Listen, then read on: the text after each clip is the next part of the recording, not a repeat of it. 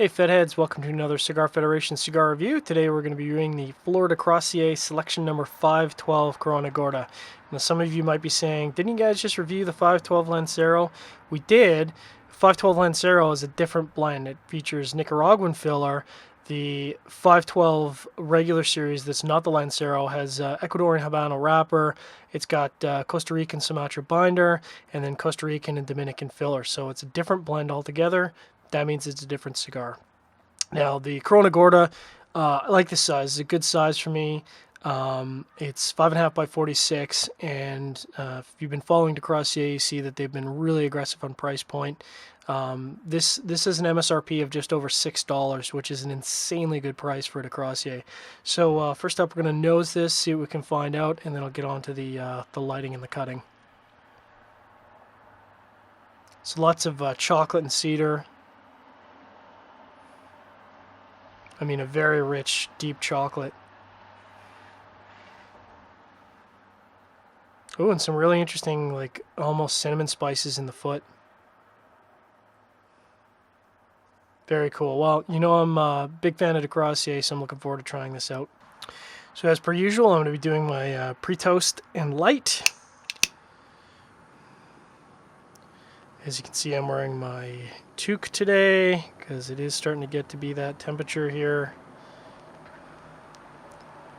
Fortunately, we're not able to smoke cigars outside as of late October without wearing a lot of clothing to keep warm. Alright, now we're going to do trusty V-cutter. Should be really good on a 46 ring gauge. Great draw. Needs a bit of a touch-up. Oh, wow. Off the initial draw, I got lots of chocolate and spices. Rich medium plus spices on the retrohale. So I'll report back on what other flavors are developing as the first third progresses. Thanks very much for checking this out. Sitting at the 40-minute mark. Apologize for no updates. I was trying to fix the intro file, unfortunately unsuccessfully. But very, very good first third.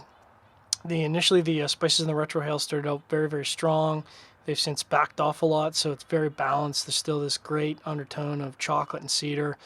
Very much enjoying the first third. Looking forward to continuing to see how this cigar progresses. Coming up on the 1 hour mark. If you've followed my reviews, you know I'm a huge fan of DeCrossier. I think one of the biggest challenges they've faced in the past was price point. Because they do make a premium product, and you know there's a price tag that's associated with that. I think this cigar at the price point is an amazing value. I think it'd be an amazing value at the $8 price point. Just an incredibly balanced, very rich, very complex first third. I mean, so far, and you can't really judge a cigar by the first third, but I would say this is a box buy. The spices and the pepper here kind of linger between draws, but not in an overpowering way, just in a very subtle way. I'd say like a light plus linger between draws, but really enjoying it. Looking forward to seeing what the middle third has to offer, and I'll check back in and see if there's any other flavors that come to the surface in the first third. Just past the 1 hour mark. First third is wrapping up. There's a rich, almost a barbecue smoke flavor coming through. Again, you know, balanced. It doesn't overpower any of the existing flavors that are there, but just adds another layer to this cigar. Probably going to be in the middle third here in about 5 minutes, and I'm looking forward to seeing what develops. So just before it gets in the middle third here, there's a little bit of citrus that came through. It's not strong. I mean, it's a light citrus, but it's interesting. I mean, it adds a sweet citrus character instead of a sour citrus character. Just one more flavor to report on before we get into the middle third here. One thing I haven't talked about is the new packaging for the Flor DeCrossier. The new packaging is this really interesting vacuum sealed. It's like a almost like a Scotch tube. So the top peels off. I don't know that we got any pictures at the IPCPR, but hopefully we'll have some shots of that. It's a very big departure from what's in the industry, and I think it's just an example of how, you know, the industry can continue to evolve, come up with something new in an industry that's you know got a lot of history behind it. I found the packaging really interesting, and the idea of vacuum sealing cigars was also very interesting to keep them as fresh as possible. Hour and 10 minute mark. Say we're firmly in the middle third now.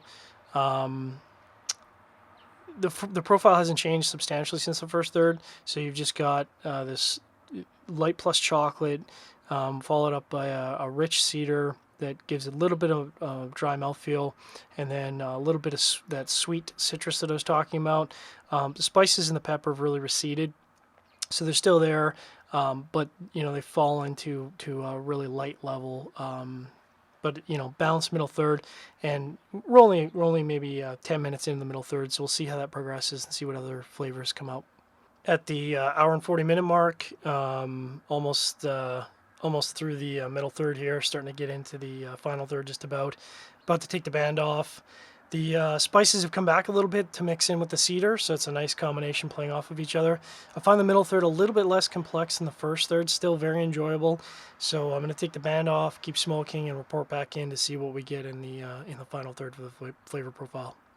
Hitting the 1 hour 40 minute mark, biggest flavor to report on in the final third is there's a sweet vegetal note that came through. It's a light plus, and it's an interesting flavor out of nowhere in the last third. So again, just adding more to the mix here. So you've got the sweet vegetal, you've got a little bit of sweet citrus, you've got that cedar that's there, and the cedar again has a bit of a dry mouthfeel, but it plays off nicely against the sweet vegetal and sweet citrus. Coming up on the 2 hour mark, burning really well. No real other flavors have developed in the last third to report on. I'd imagine this is probably going to finish up around 2 hour 10 mark, which is a really good value out of a Corona Gorda. And again, can't stress enough about the price point in this cigar. Just fantastically approachable price point for everyone. I'll report back in, see if any other flavors come out in the final third before we wrap it up. Hitting the 2 hour mark, really no other flavors coming to the surface to report on.